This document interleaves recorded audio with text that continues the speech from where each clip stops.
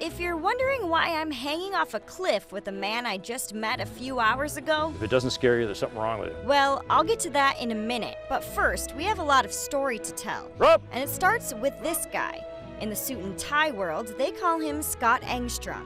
Out here, One down. he's better known as Esko Climber. That's very simple. I'm from Esko, and I'm a rock climber, 092. A simple name for when he's playing this not-so-simple game. Lately, in the last few years, geocaching has definitely exploded. In this area, there only used to be about 200 caches within 50 miles of the city of Duluth.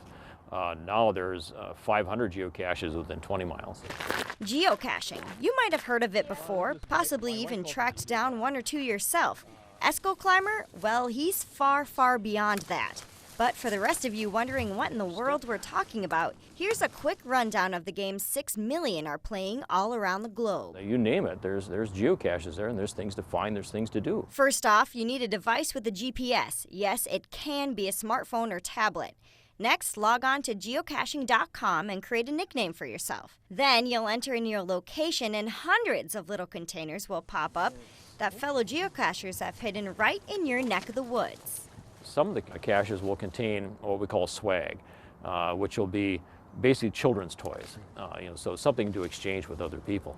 The etiquette is you take something from the geocache that you replace something. All you have to do is type in their coordinates and hit the ground running. I should warn you, I've got a bad habit of walking faster than everybody else does. But the best way to understand what you're looking for is probably just to find a geocache yourself. When people first start looking, they're just looking for some box sitting there, not realizing that people have gone to some effort to camouflage them. Or get a lesson from someone who's hunted down more than you can comprehend. I've got over 20,000 geocaches. 23,020 to be exact, in just 11 years. I started in 2004, obviously with zero finds. My first year I found about 300 geocaches. The most I've done a day is 605, I think it was. That's what they call a power trail. It's where literally a cache every 10th of a mile. But this one we tracked together near Inger Tower was one of his firsts. I found it. Good for you, kiddo. Yay, my first cache. So now you know what a geocache looks like. Some are bigger, some smaller. But they all have something in common, a logbook.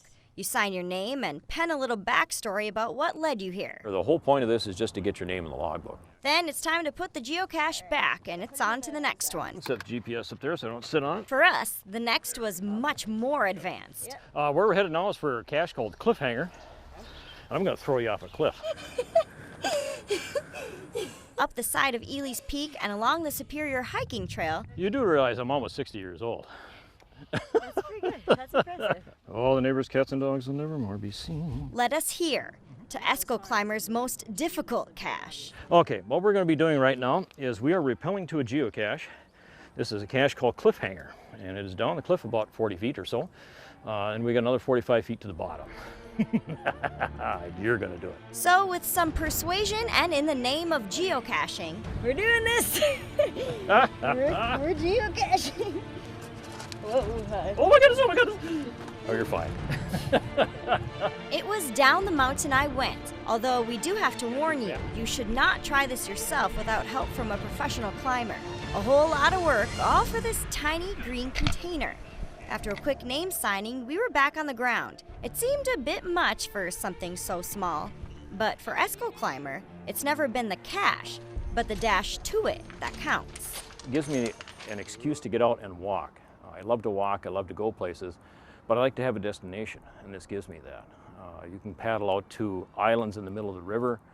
You can bike to, cripes, to the end of the earth if you wanted to. There's caches on cliffs, there's caches of trees, there's caches across rivers. A way of discovering your community one crack, cranny, and cache at a time. See what we got in this one. With photojournalist Destin Johnson, Briggs and Esko for Eyewitness News.